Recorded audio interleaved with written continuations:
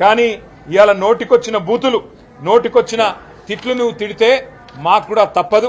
ప్రజల తరపున ఖచ్చితంగా గట్టిగానే మాట్లాడతాం, గట్టిగానే నిలదీస్తాం, నిన్ను వదిలిపెట్టం. 6 గ్యారంటీల కోసం బడ్జెట్లో గనక మీరు స్పందించకపోతే నిన్ను వదిలిపెట్టం. నువ్వు చెప్పే ప్యూరు రేరు కాదు, నీ చోరు మోడల్, నీ 420 మోడల్, దీన్ని ఖచ్చితంగా రాష్ట్ర ప్రజల ముందు ఎండగడుతూనే ఉంటాం, వదిలిపెట్టం.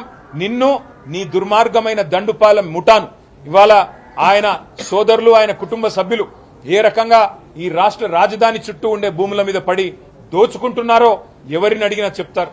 అనుముల తొండలరెడ్డి, అనుముల కొండలరెడ్డి, అనుముల తిరుపతి రెడ్డి, అనుముల కృష్ణారెడ్డి, అనుముల జగదీష్ రెడ్డి, మొత్తం దండుపాలెం ముఠా మరి అలా ఏ రకంగా దోపిడీ చేస్తున్నదో రాష్ట్ర ప్రజలందరికీ కూడా తెలుసు.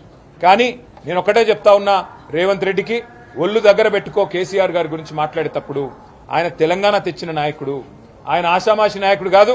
నీలాగా చిల్లరగా చిలక్కొట్టుడు కొట్టి ఆర్టీఐ పేరు మీద బ్లాక్ మెయిల్ దందాలు చేసి మరి వెనకాల రిటైర్డ్ ఉద్యోగులతో నీ ఇంటి వెనకాల ఆఫీస్ పెట్టుకుని బ్లాక్ మెయిల్ చేసి బతికినోడు కాదు.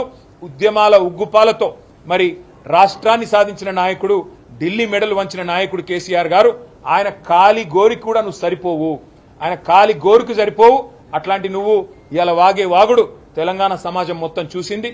తప్పకుండా నిన్ను చీత్కరించే రోజు, చీకొట్టే రోజు, అసహించుకునే రోజు, తరిమి కొట్టే రోజు కూడా దగ్గరలో ఉందని చెప్పి హెచ్చరిస్తూ మీరందరూ కూడా ఇంత లేటుగా ఉన్నందుకు థ్యాంక్ యూ. మళ్ళొకసారి అడ్వాన్స్ గా హ్యాపీ ఉగాది. Thank you.